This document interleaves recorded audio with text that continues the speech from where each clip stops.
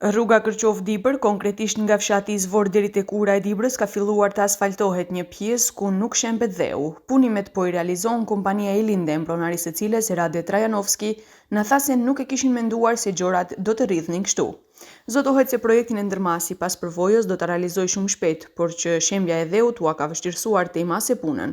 Kompania ka kërkuar mjete shtesë për përfundimin e rrugës, mjete për vendosjen e mureve mbrojtëse. Ndërmarrja shtetërore na ka thënë se do të ketë mjete për muret mbrojtëse, por zyrtarisht ende nuk kemi asnjë njoftim, por ne do të vazhdojmë me punë.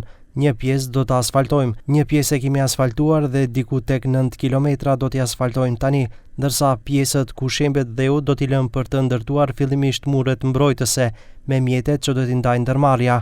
Televizioni 21 kërkoi qendrim nga ndërmarrja publike rrugët shtetërore, nga ku na thanë se janë parashikuar mjete për përfundimin e kësaj rruge.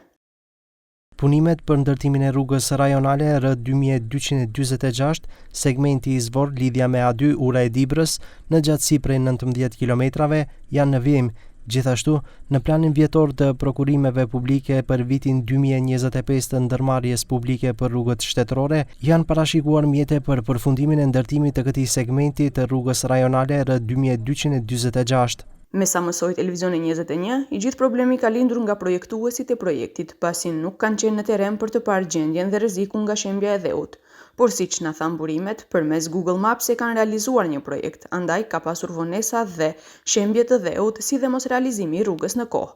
Ky segment mbetet një lidhje rëndësishme për qarkullimin rajonal dhe pritet që pas përfundimit të përmirësojë ndjeshëm lëvizjen nëpërmjet Kërqovës dhe Dibrës, si dhe të forcojë bashkëpunimin me Shqipërinë.